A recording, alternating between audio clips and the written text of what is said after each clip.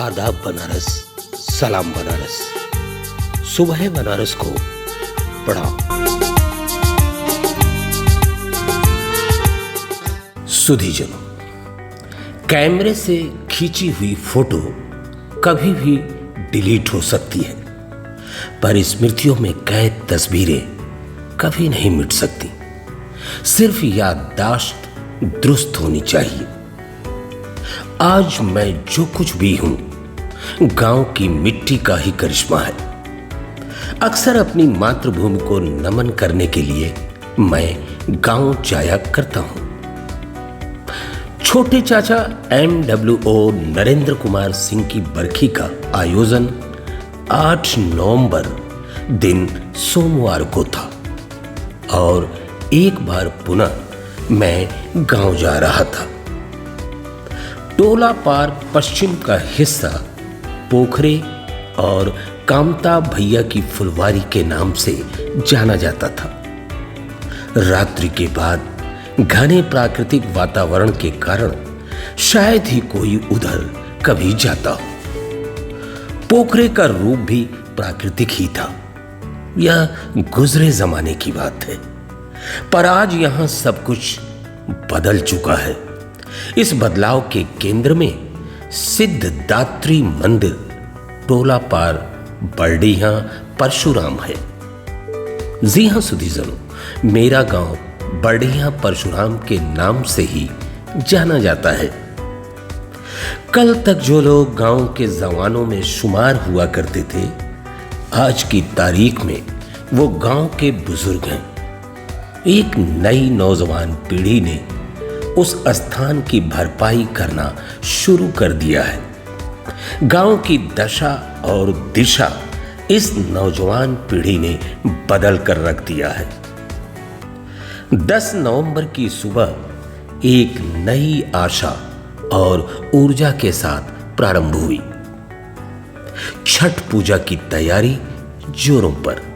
प्रत्येक परिवार के नौजवान अपनी पूजा वेदी को साफ सुथरी करने में जुट गए। साफ सफाई के साथ मंदिर परिसर की सफाई, पूजा वेदियों की रंगाई और स्थल की सजावट पूरी ऊर्जा से हो रही थी और मैं नई पीढ़ी की इस ऊर्जा को नए भारत के बदलाव के रूप में देख रहा था। कल तक जहां एक वीराना था, वहां नई पीढ़ी ने विकास की एक नई कहानी लिख दी थी। इस स्थल तक पहुंचने के लिए सड़क, सिद्धदात्री मंदिर और मंदिर के दोनों बाजुओं में ननद भौजाई पोखरा। क्या ही अद्भुत और नयनाभिराम दृश्य था।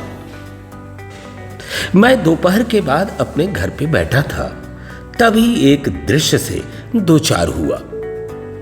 सर पर छठ पूजा की सामग्री लिए पुरुष और नए वस्त्रों में गांव की महिलाएं उन गीतों को गाते हुए पूजा स्थल की तरफ जा रही थी जो कभी मैंने बचपन में सुना था। कुछ भी स्मृतियों में छूटा नहीं था।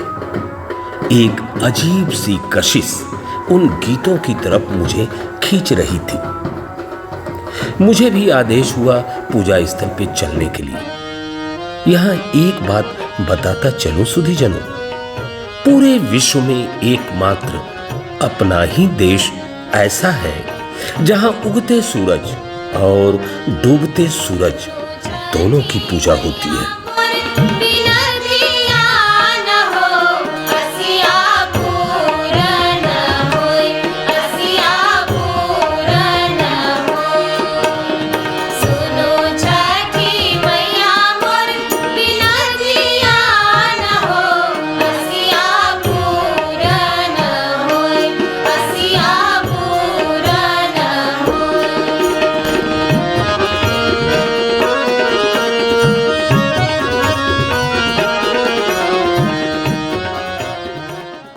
पूजा स्थल की गहमा गहमी बढ़ती चली जा रही थी। भीड़ लगातार बढ़ती चली जा रही थी। पोखरे के एक किनारे पे व्रती महिलाओं की भीड़ थी। तो बीच के भाग पर पुरुषों की भीड़ थी। क्या पुरुष, क्या महिलाएं और क्या बच्चे। उत्साह और ऊर्जा का समुद्र हिलोरे मार रहा था। और इन सारी घटनाओं के प्रत्यक्षदर्शी सूर्य देवता धीरे धीरे अस्ताचलगामी दिशा में अपने पथ पर आगे बढ़ रहे थे। भारत के बनाए नक्शे पर व्रती महिलाओं ने जलते दीपक रख दिए थे, जिससे इसका आकर्षण दुगना हो गया था। इस पल को, इस दृश्य को सभी कैमरे में कैद कर लेना चाहते थे। मौका था बुधवार को अस्ताचलगामी सूर्य को प्रथम अर्घ्यदान का। गोधूल बेला घिरते ही श्रद्धा और आस्था की मजबूत डोर से बंधी जलते हुए दीपक को हाथ की ओट दिए व्रती महिलाओं की टोलियां जब छठ महिमा के गीत गाते ननद भौजाई पोखरे पे आईं, तो यह दृश्य अनुपम था, अलौकिक था। वेदियों पर दीपक जल उठे। यह तस्वीर वाकई हमेशा के लिए आंखों में कैद कर लेने लायक था। घाट किनारे पहुंचकर 4 गन्ने को खड़ा कर घेरा बनाया गया। उसके नीचे के स्थान को साफ सुथरा किया गया। कलशे में जल भरकर उस पर दीपक जलाया गया। एक दूसरे को सिंदूर लगाकर अक्षय सुहाग की कामना की गई। जैसे जैसे सूर्य अस्ताचलगामी होते गए, घाट खाली होते गए और पीछे छूट गए स्मृतियों की तस्वीरें। कैमरे की नजर से सब कुछ कैद करते हुए मैं सोच रहा था, कितनी ऊर्जावान है आज की पीढ़ी। उसके समर्पण की यह एक शानदार मिसाल है। सभी का समर्पण एक से बढ़कर एक। किसी एक का नाम लूं तो यह गुस्ताखी हो जाएगी। तभी किसी ने कहा, भैया इस तरह का कोई आयोजन हो तो आप अवश्य आया कीजिए। और मैं सिद्धदात्री मंदिर की चौखटों पर चढ़ते हुए मां को निहारते हुए सोच रहा था, कौन आता है और कौन बुलाता है।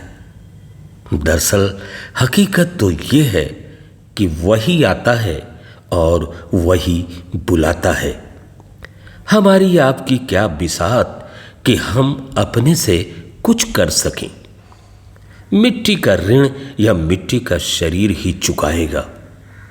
जब तक आंखों में रोशनी और पैरों में दम रहे, हे मां अपनी चौखट पे बुलाती रहना। गांव के सभी बुजुर्गों को चरण स्पर्श, हम उम्रों को प्रणाम और युवा पीढ़ी को ढेर सारा आशीर्वाद। वैसे भी सुधीजनों, किसी ने क्या खूब कहा है,